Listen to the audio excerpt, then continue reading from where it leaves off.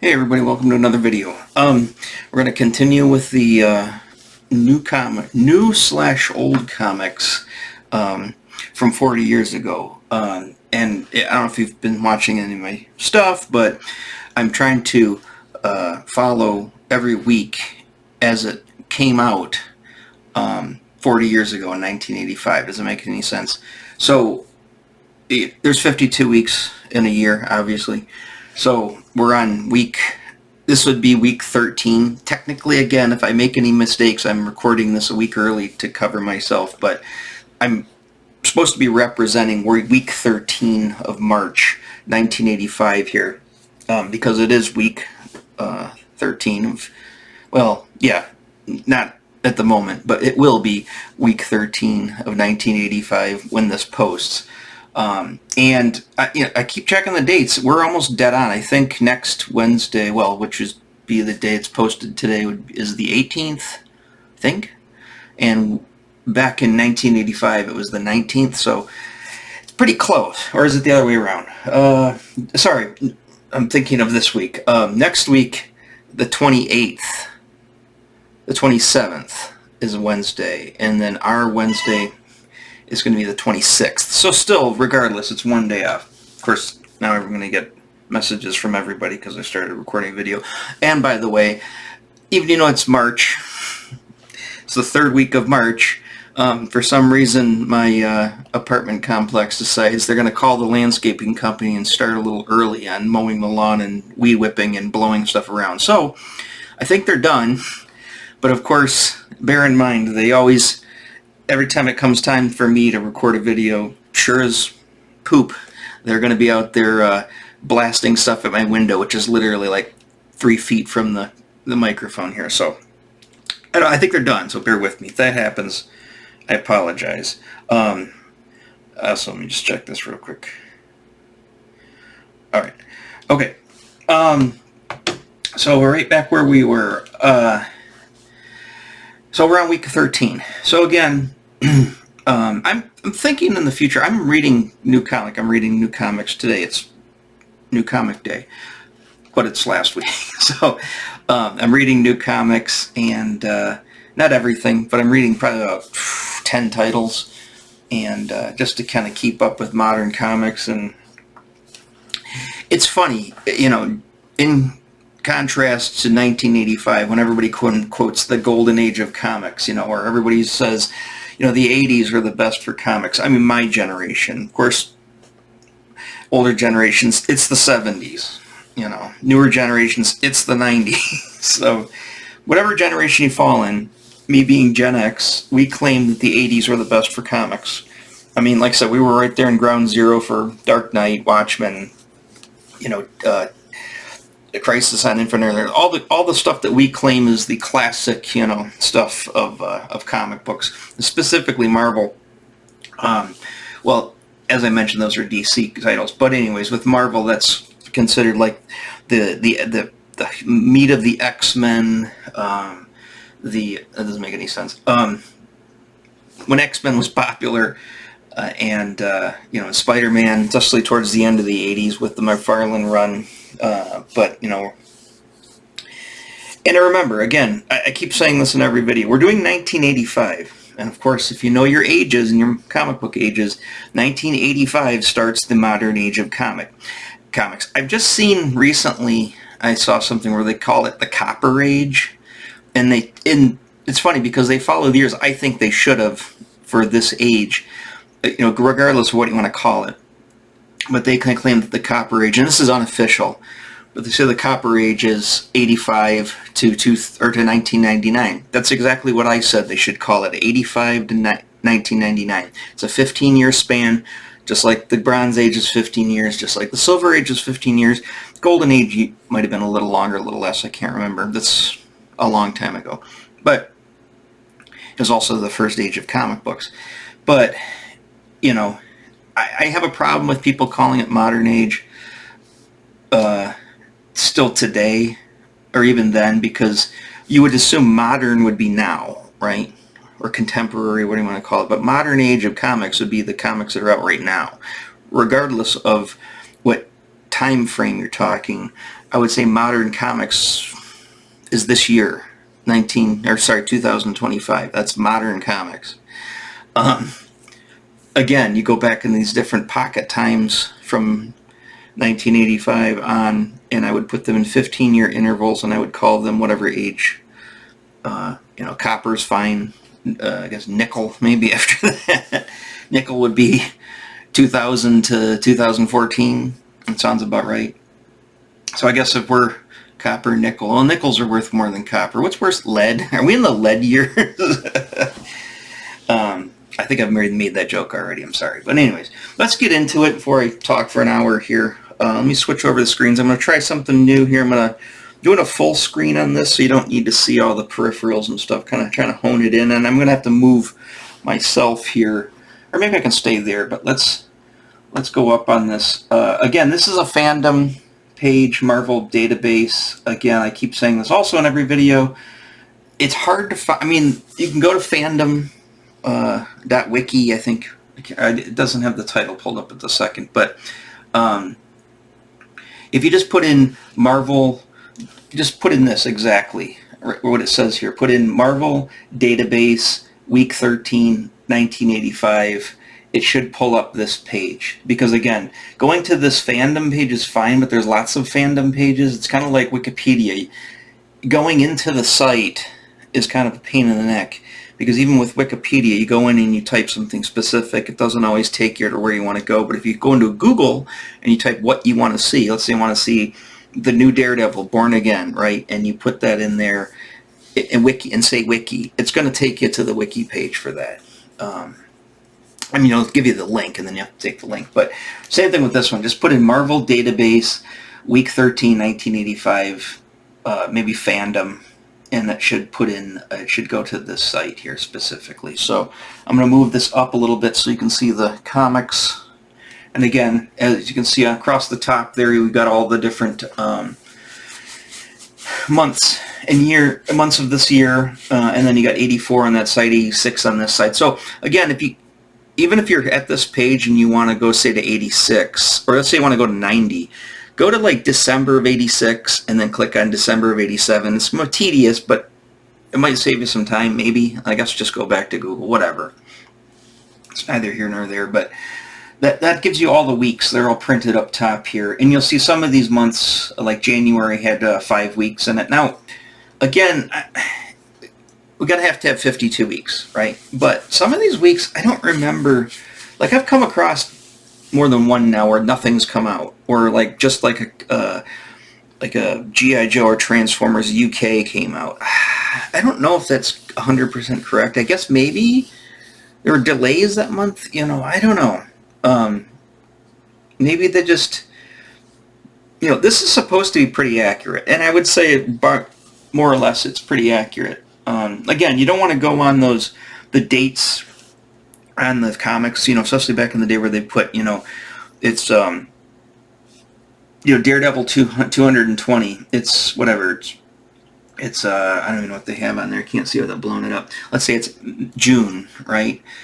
In the little date, and the little M that's up there, that doesn't mean it came out in June. Usually comics ship a little early, so again, if it says June here, I think most of these say June and May, but of course they're shipping in March, so that you can't pay attention to, because I used to, in my own catalog of digital comics, I've got them all by like January of like 85. I would put in, I would name the file and then put January 95 or 85. And I do that for all of them. So when you get to December, or it's early December, late December, they had a tendency to do that as well. You could see, that kind of keeps them in order, but that's not technically how they came out in real time. This site is supposed to be a lot closer to how they came out in real time. I don't know where they're getting their information. I mean, it seems like it's pretty, you think somebody would be on here arguing all the time saying this is right, or people would want to be going, because you can change, it's like Wikipedia, you can go ahead and change this.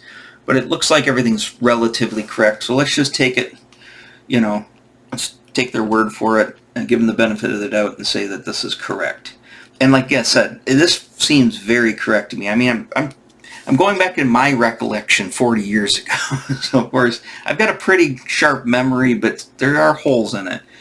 All right, so let's do this. This is Marvel, week 13 in March, which is the last week of March in 1985. Right off the bat, the first comic right there, it's funny, and I'll switch over to it in just a second. But Cloak and Dagger, right? I had this comic. I bought this right off the rack, and I think I had the entire run. I think it's 12 issues. I think it was total. I can't remember exactly. The volume 2. I had some of the volume 1. I got those later.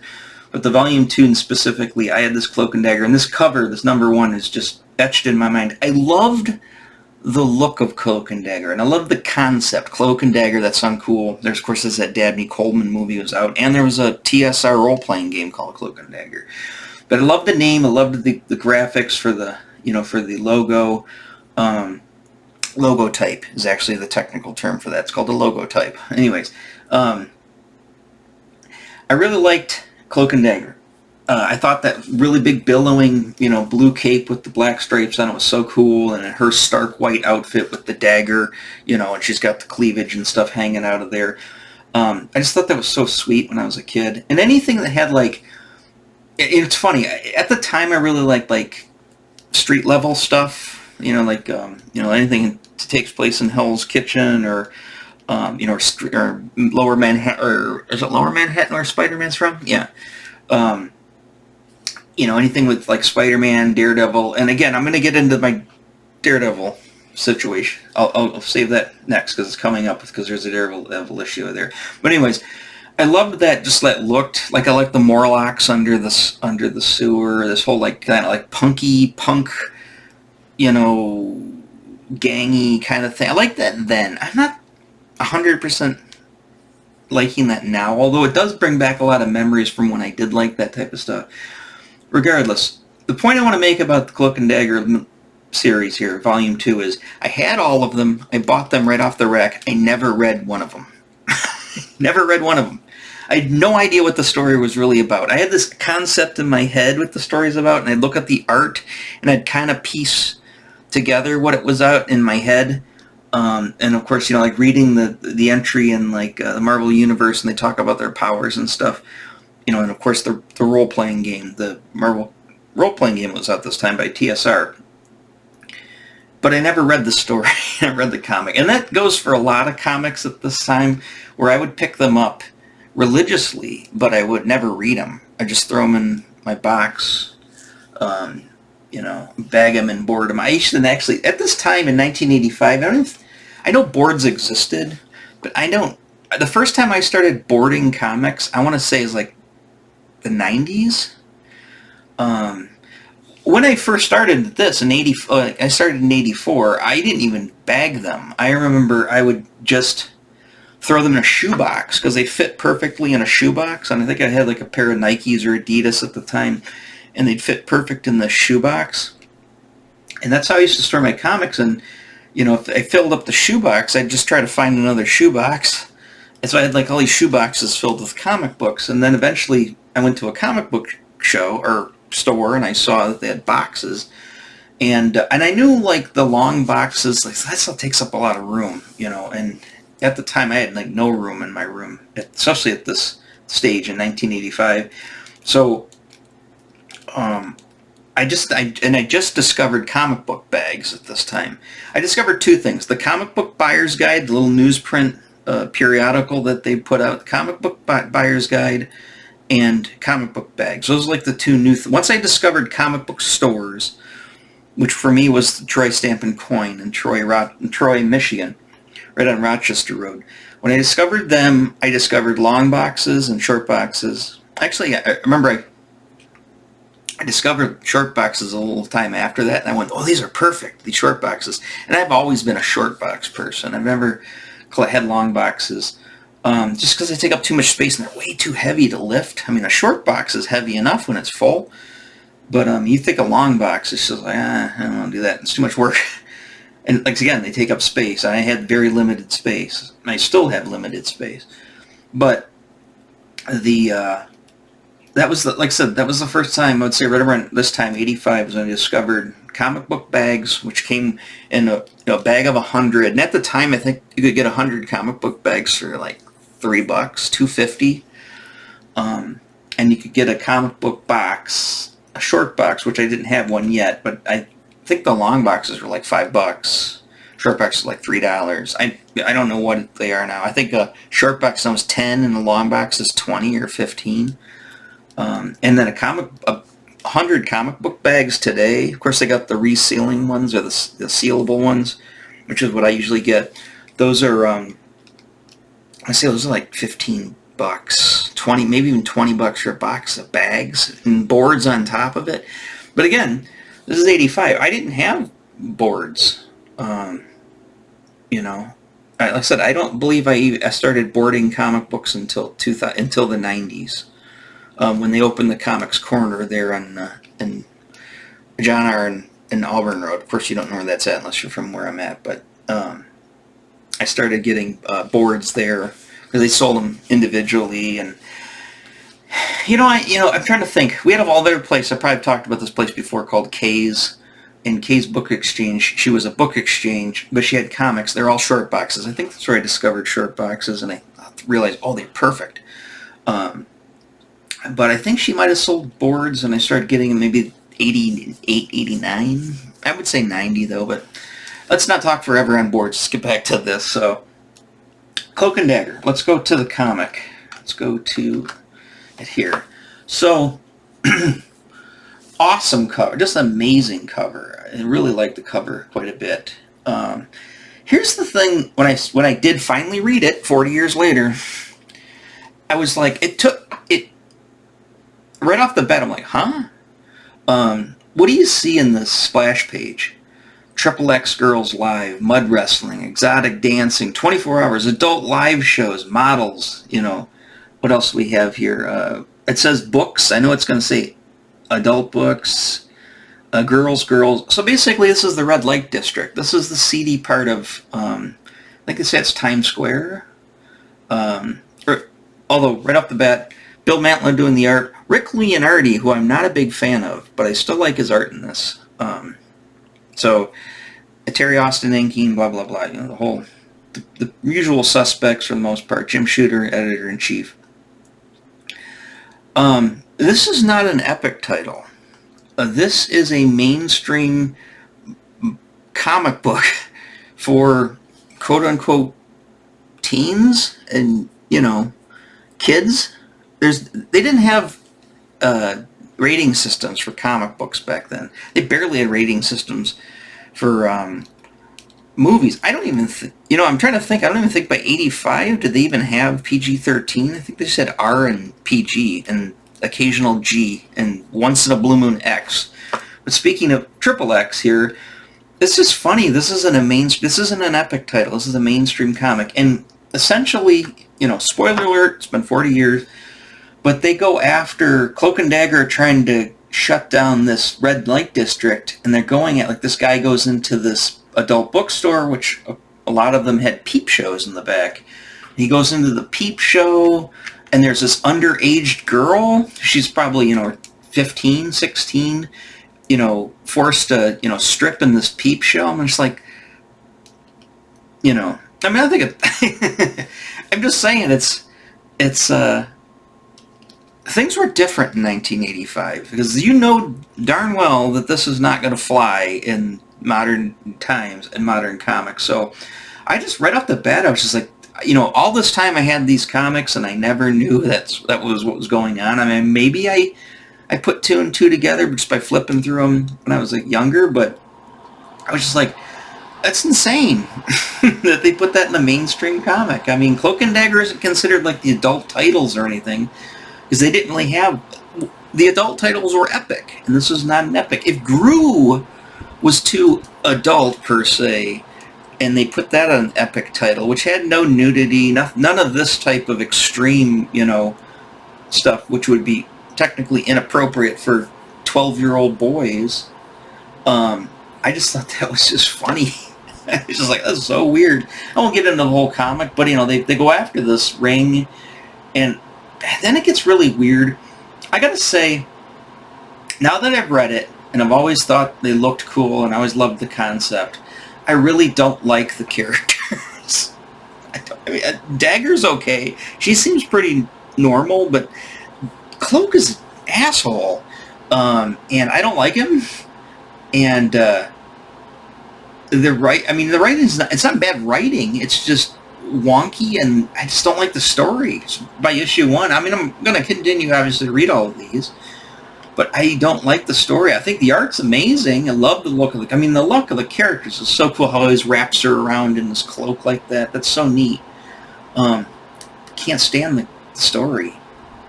And again, it's very, we'll get into this when we talk about Daredevil, but it's also very Catholic-y, and even this, Cloak's like mad at the Catholic Church. He thinks that they're, promoting the debauchery or whatever, and he takes the priest to his inner dark world. The dark cloak of darkness takes him to the dark world, and I don't know.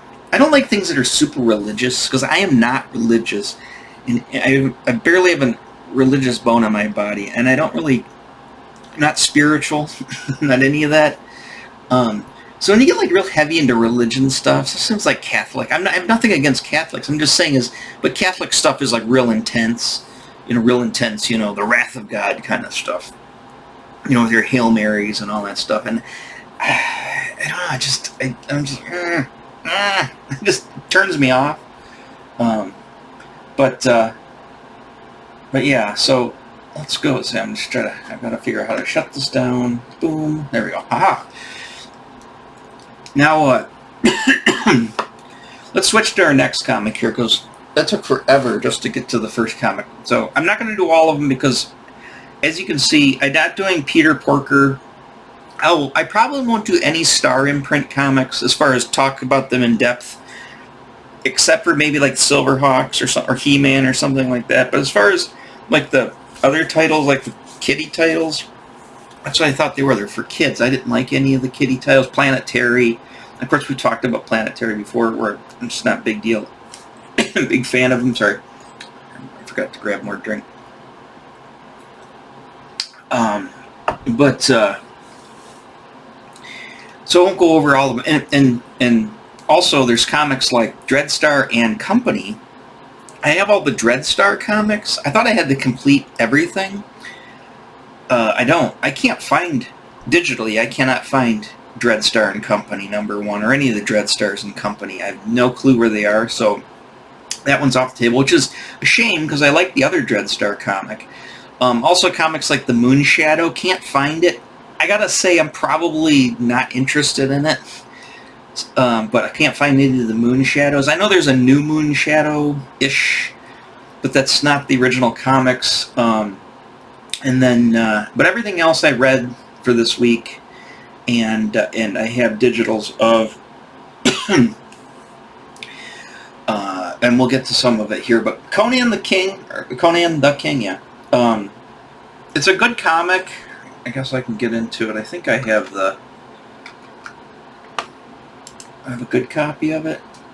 No, he's got the crap copy of it. Great art. Again, I like Conan a lot. I never really got into Cull. Same with this comic. I never got it. I never bought this comic in '85 when this came out. Conan the King. I never really got into Conan the King. I might have had a couple of issues here and there, which I accidentally got again. But the artwork in this is really good. This is Mark Silvestri, which is, by the way, this is pre-X-Men. This, my favorite run of the X-Men are all the Mark Silvestri comics. Those are my absolute favorite, followed by probably Arthur Adams annuals. But I want to say Mark Silvestri and the Down Under, the Outback X-Men run, hands down my favorite X-Men of all time. However, I didn't really know what he did before that. I know he popped up here and there in various things, but this is '85, so this is definitely before that X-Men run. So this is early-ish, and I don't know how early. Train. If it's not somebody mowing the lawn, or it's not somebody calling me, or it's not somebody sending me a Discord, it's a train. It'll have some A-10s fly over and make a lot of noise too. or some Chinooks fly over too from Selfridge. It's always something every time I record. Sorry. Anyways, but yeah, this is Sylvester. You can tell right there just by looking at the art. It's amazing art. I really like it a lot. I don't know where he gets his headdress idea from. It's kind of funny because it's reminiscent of the Crystar. I can't remember the guy's name was, the bad guy in Crystar. Kind of reminiscent of his hat, his headdress.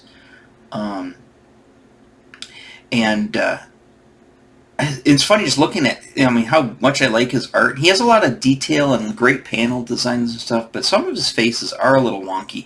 And of course, what Sylvester is always known for is his hot girls. And what's her face? What's her name? It's in here somewhere. Zenobia, Queen Zenobia, which is King Conan's wife, the Queen. She's cool looking with her giant 80s hair. I love that. But you can see the face, though. You can tell it's a Sylvester face. Again, great comic. It's funny. I like this one a lot, quite a bit. The Picts. What do they call them? Yeah, the Picts. Which are like this more like a savage race in the Hyborian Age.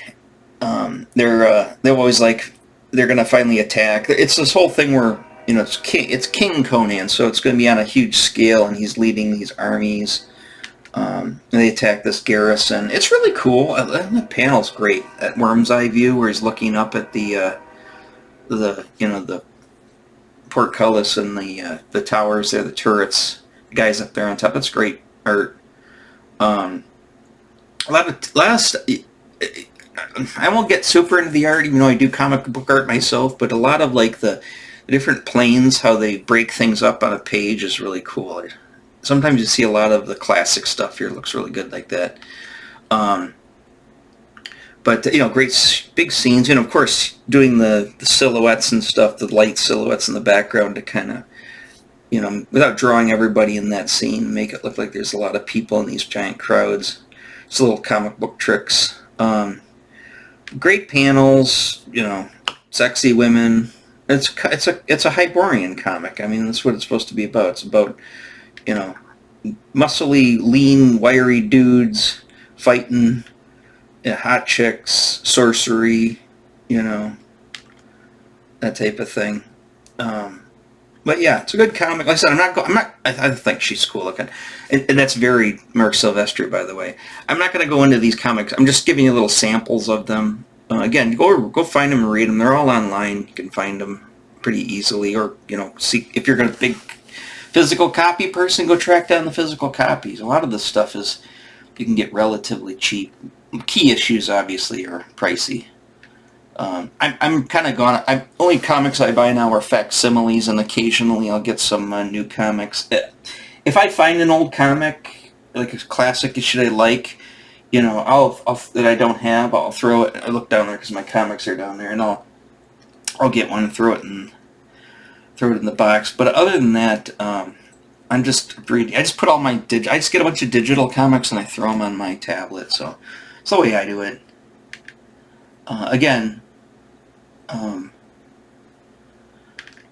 Yeah, good stuff here. Okay, let's go on to the Pict leader. He looks pretty cool.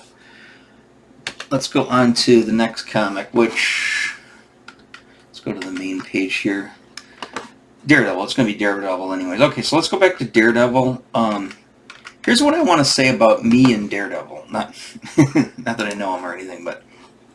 And tonight is the 4th episode, by the way, of the show, and I don't know if anybody's really liking it. I guess it's not getting good ratings. I don't know how true that is if you listen to all the, yahoos on YouTube, but I think it's okay. I talked to my one buddy about it. I haven't talked to him, and he finally saw it. He doesn't like the fact that they did something that, spoiler alert, I'm not going to give those spoilers away, but it's okay. I also agree with, I don't know if you listen to the Chateau guy, he does make a good point, is that it did kind of run its course on Netflix after 3 seasons, and I was kind of daredeviled up myself, and I watched 2 episodes of, I'm going to say Jesus Jones, of Jessica Jones, and I I didn't watch any of Luke Cage, didn't watch any of Iron Fist, and when the Defenders came out, didn't watch any of it. I just kind of lost interest in it, and it's been some time, and now it's on Disney Plus.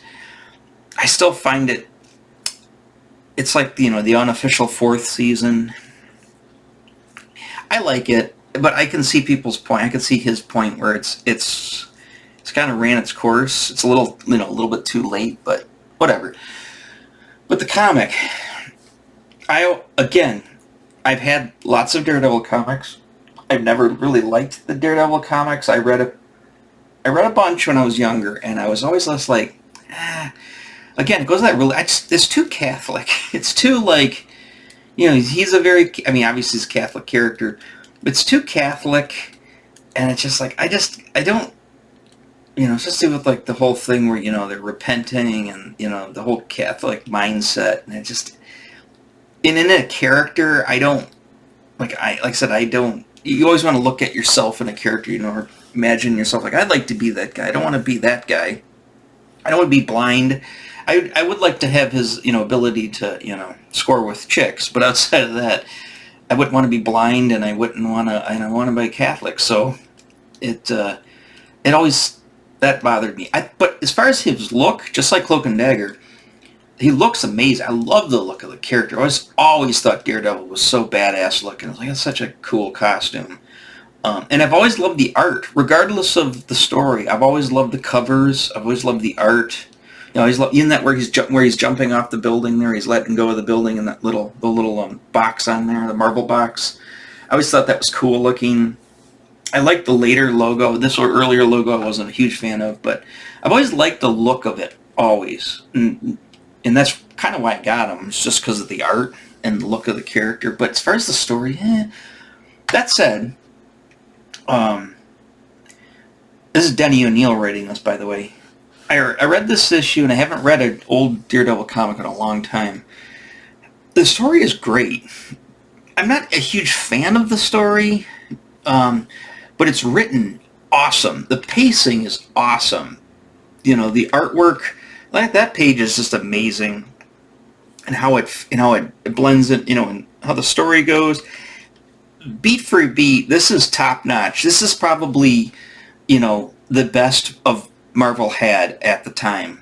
I know Spider-Man was the most popular, and of course the most popular is not always the best. And X-Men was super hot at the time. Fantastic Four was hot with She-Hulk in it. But as far as the best quality, the best well-written, and the best pacing, this comic is awesome. I can see why everybody loves Daredevil. It's amazing. Story's not really my cup of tea still to this day, but I can definitely have a all-new appreciation for it, and I'm enjoying them. So maybe my mind will change. Maybe I will become a Daredevil fan eventually. Like I said, I don't dislike it. It never really appealed to me outside of the art. But the stories are kind of appealing to me now. I'm just fascinated by how well it's written too. And this is probably because, like I said, I don't have a lot of Daredevil knowledge, and this is not a Frank Miller issue, by the way. I don't, this is probably not one of the best ones. There's probably a lot better issues, but to me, I thought this issue was great. So I highly recommend, and if you're a Daredevil fan, you obviously you've already read it probably, or at least know of it, if you haven't gone back this far with the Daredevil comics. But if you're new, or if you're watching the show, or you watch the other show and you haven't gotten into the comics, I highly suggest it. It's great stuff. Sorry, oh my god, my endurance for doing videos too. I work the whole morning. I work, I listen to podcasts, and I listen to music, or I listen to stuff on TV shows, and while I'm working right here. And as soon as I have to start talking for any length period of time, my voice falls apart. I get real tired and sleepy because I worked all morning. So again, I apologize for that, but this is the time I have to get this done. So I'm not, and I don't. These are all raw. I don't edit any of these. I don't own any editing software. Eventually, again, I said if I ever get this monetized and this becomes a a viable source of income, then sure, I'll start putting money and time and effort into it, and I'll really polish it up. But for now, it's got to be raw, and I mean, I'm not the voice of, or the, I've got a face for radio, and not a voice for radio either. So, anyways, Daredevil, good stuff. The Dreadstar and Company, again, I couldn't read it because I can't find it. The Gargoyle issue. Here we go with this too. This is another thing I find strange.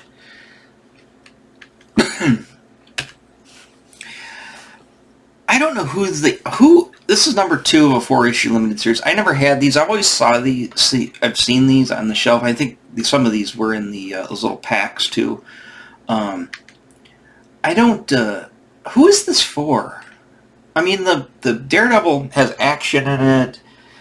It's more of an adult, more sophisticated crowd. But this one here, I don't get who this is for. I mean, if you're trying to market this to 12-year-old boys, I don't know how. I mean, outside of him looking cool, he's like, oh, he's a gargoyle. I mean, the Gargoyles cartoon is up in the 90s. At least, that was definitely more something kids would like, because kids did like it. But this one's all about like this, he's the gargoyle and this old guy have trade places, and he loves this woman, and it's very romancy novel. And maybe girls like this comic. Maybe this is more supposed to be for the ladies, because women have a tendency to like stuff more like romance novels and not as actiony. But I just don't get who this is for. I read the whole comic. I really don't want to read the rest of the limited series, but I probably will anyways. It's not badly written. It's just very unappealing.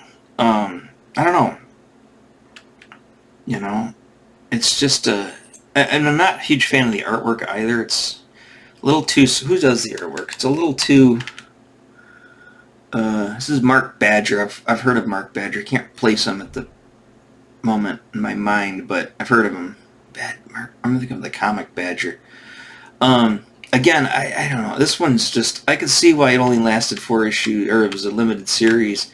I don't know why somebody felt like they had to tell this story, but it is not. To me, it's not great. And especially when I was 12 years old in 1980. And again, I was still 11 at this time because my birthday wasn't until July. I would have bought this on accident, which I didn't do. But I would have bought this and thought, oh, this gargoyle character, he's looking at a gargoyle. And if I had attempted to read this, I would have totally been like, oh, I hate comics forever. So yeah, I can't recommend this one at all. All right, let's go to. I think we got some other stuff just to knock out. Yeah, Moonshadow didn't have. New Mutants. Where's my New Mutants? Did I have that? Oh, for some reason it's out of order here. It's an okay. It's Bill Sienkiewicz. I'm not a huge fan of Bill Sienkiewicz. There's Theresa's ad. I'm not a huge fan of Bill Sienkiewicz. Although now, this is Chris Claremont writing it and Sienkiewicz art. I mean, this is classic stuff. And most people who really, of the time, who are really into the New Mutants, they would say that Sienkiewicz stuff was the best. I've never really liked his art. That said, I still don't like it so scratchy and so. Let's just put it this way: I don't like his style. I think it's too scratchy. I think it's too it's too loose. I don't like it that loose. How in like her hip being squared off like that. I like a rounded thigh, so I'd rather it be round. However, that said, the composition work in this, in the layout, and the use of negative space and stuff. I mean, I'm not.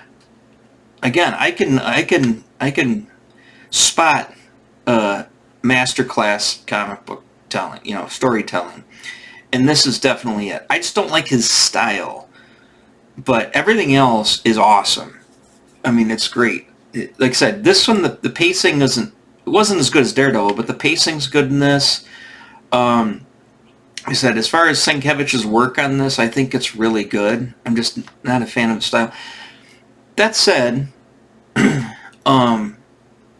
the story, I didn't read a lot of this, obviously, back in the day. I've only had a handful of New Mutants comics. I didn't pick this one up. I'll give my, at the end, I'll tell you which comics I actually bought off the spinner rack, which ones I didn't.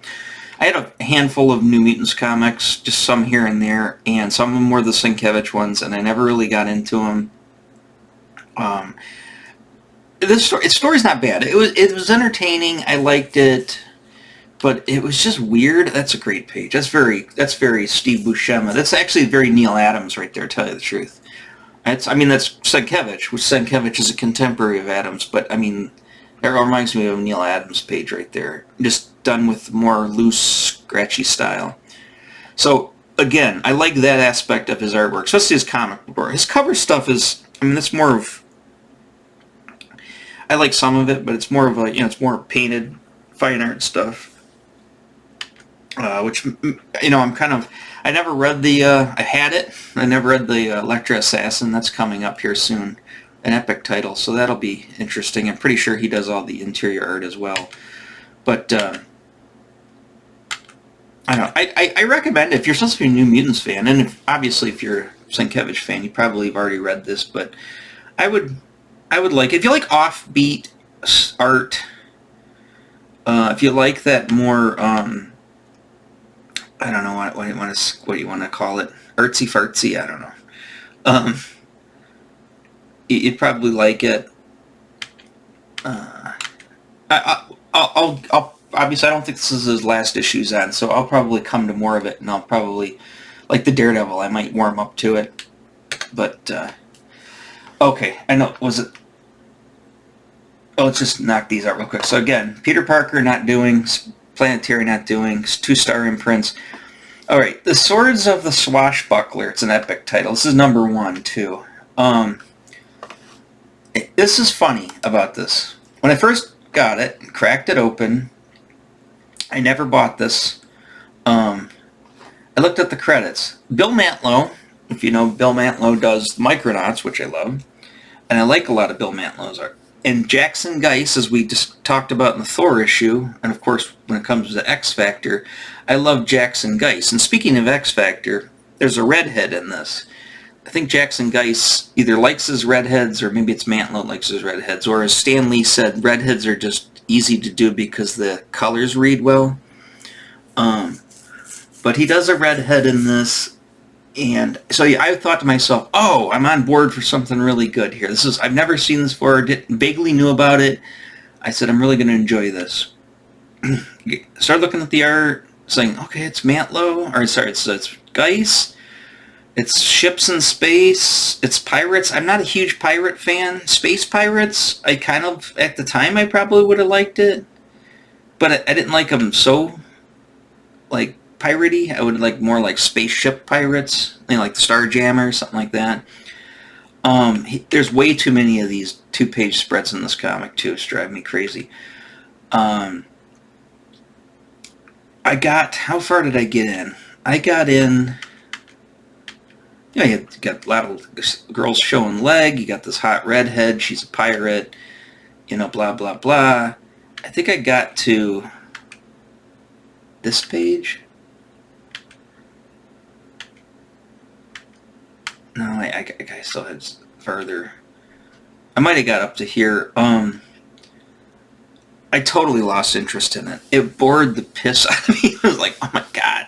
There's so much reading, so many word balloons on a page, and I think the art's very nice. It's a little overdone, I think, for Geiss. I think Geiss really got self-indulgent with this, and I think Mantlo got very self-indulgent with this. I lost interest by around this page, or I can't remember, it might have been before this page. So yeah, it's before this battle.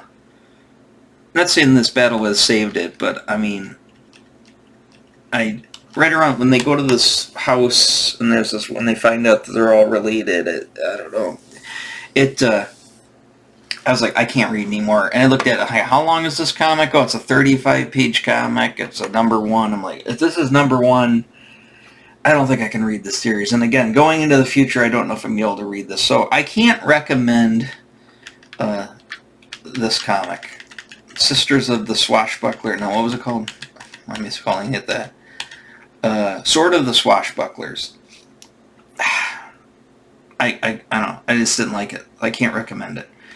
We're almost done here. Bear with me. The Thing and the last one, Web of Spider-Man. So The Thing, I like the Ben Grimm The Thing, obviously, and this is when he's not in the Fantastic Four, as he points out in almost every panel, because She-Hulk's taken his place, which he also points out. But he just got back from that crazy planet. I can't remember where he was at. I like the end of this series thing. I like when the grapplers show up, and then when the other Miss Marvel, and then in what's her face, the chain and the red and yellow. What's her name? Not Thunder Thighs. No, what the hell's her name? Not Titania. Titania 1's part of the grapplers. Oh my God, I'm totally drawing a blank on the character. She shows up, and then she ends up joining the grapplers. What the heck is her name? I'm going to say Thunder something. I can't remember. I know the character. It's on the tip of my tongue. I'm just having a mental breakdown.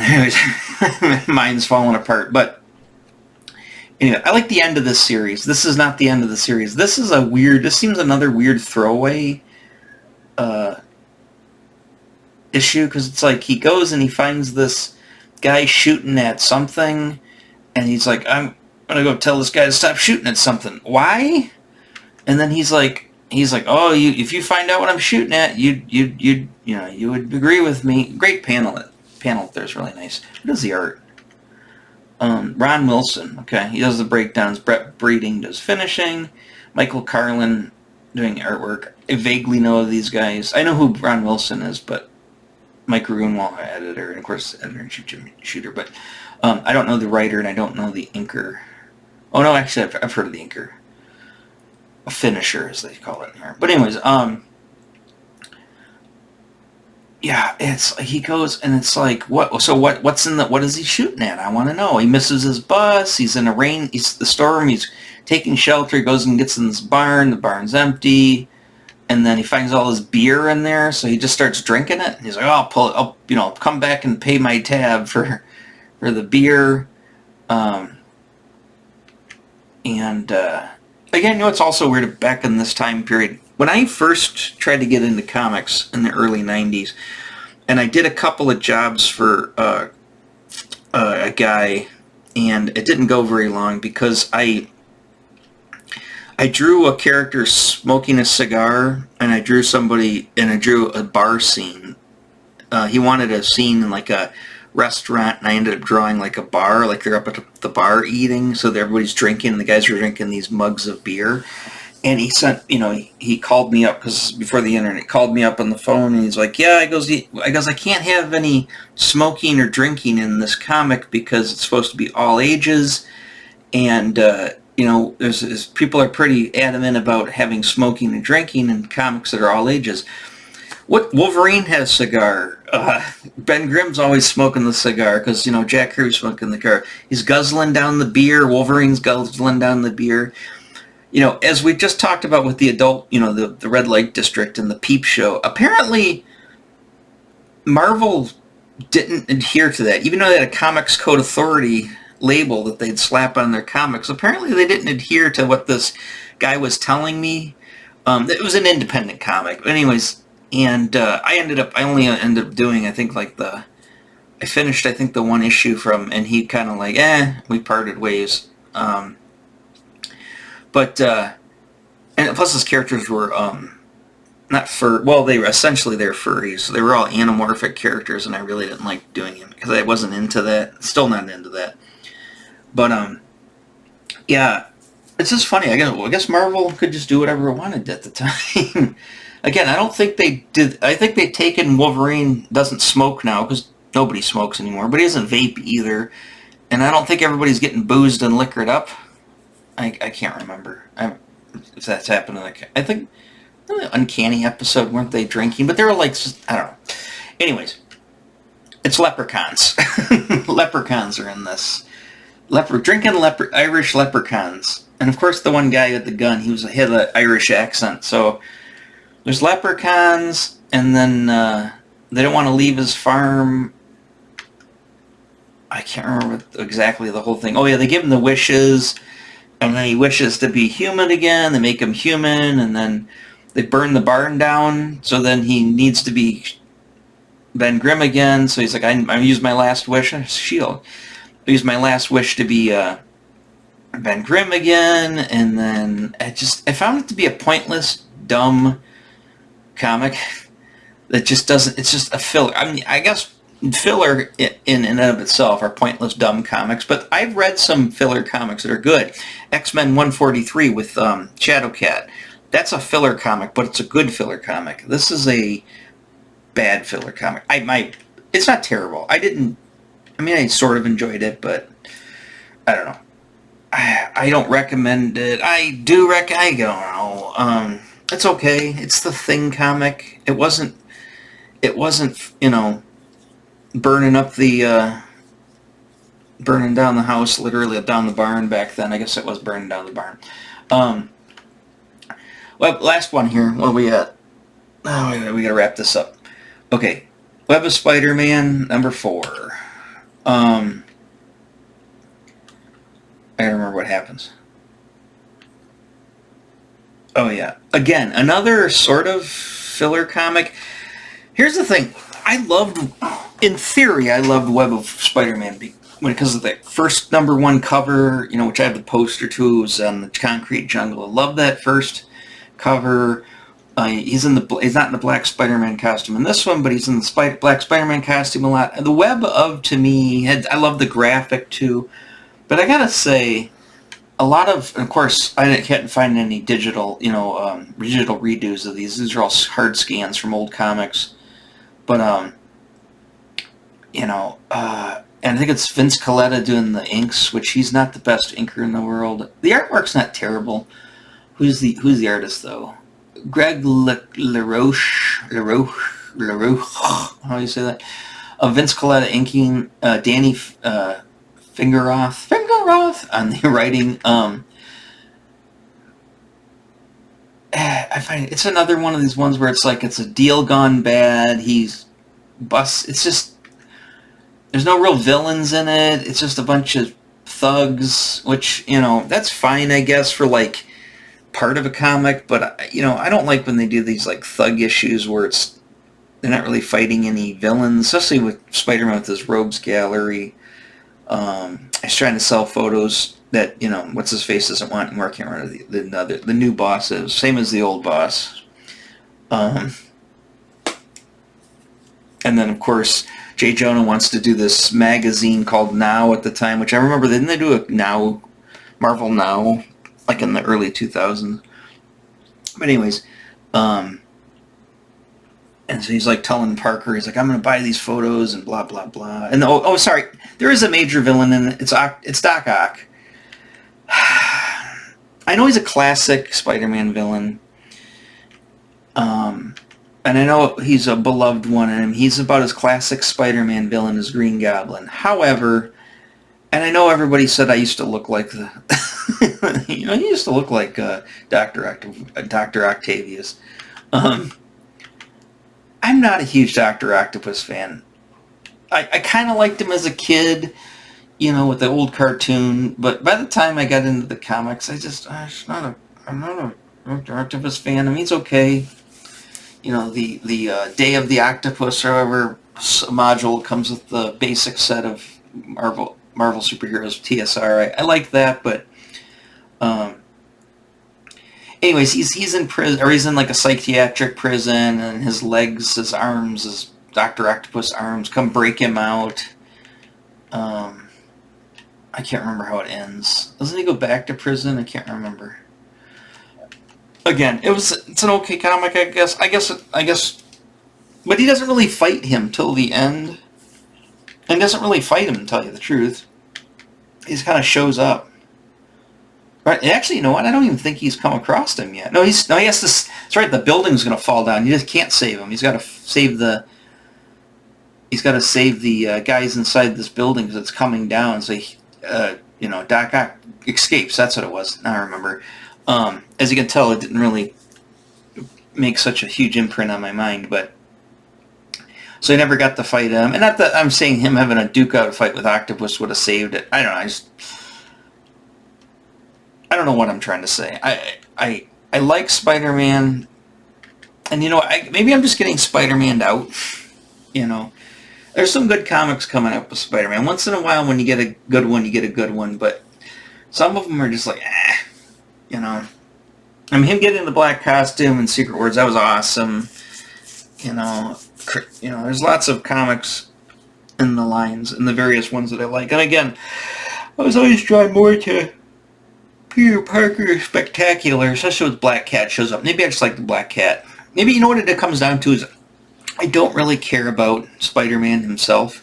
I just like the Black Cat, and I like Mary Jane, and I like all the hot girls in his life. And then him getting with them, maybe I have this, this fantasy vicarious, living my fantasies of these women through Peter Parker in a weird kind of way. Maybe that's what. And I like some cool villains. Like I love the Hobgoblin. I always thought he was cool looking.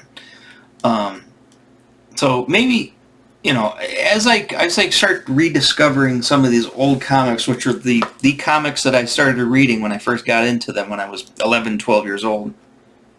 I was going through puberty at the time. So maybe I've realized that most of my comic book, and again, to this day, my favorite comic book character is She-Hulk, and Rogue. But again, they're all women. I like all the girls. I like the guys when I was younger, pre-12, Wolverine especially, stuff like that. But maybe as I got older, especially going to the late 80s and my teenage years, I really started liking the ladies. And maybe that's what it is. Maybe I just like the ladies.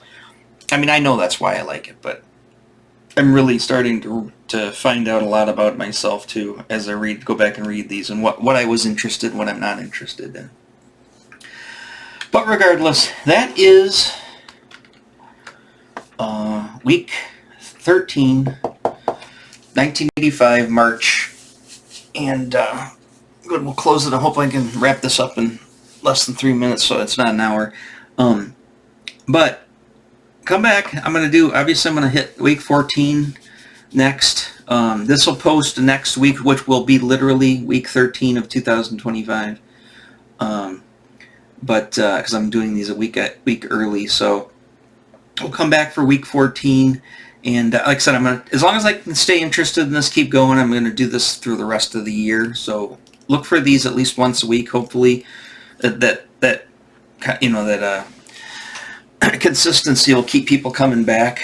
And again, tell me, you have anything, you want to know anything, you got stories to tell, you got your own anecdotes you want to share, put them in the comments. I'd love to hear from you on this. I think my email address is in YouTube as well, on the YouTube channel somewhere. It's mastabas2112 at gmail.com, mastabas2112 at gmail.com. It should be on the page, I think, the YouTube channel page. But it's like maybe down a little bit for it.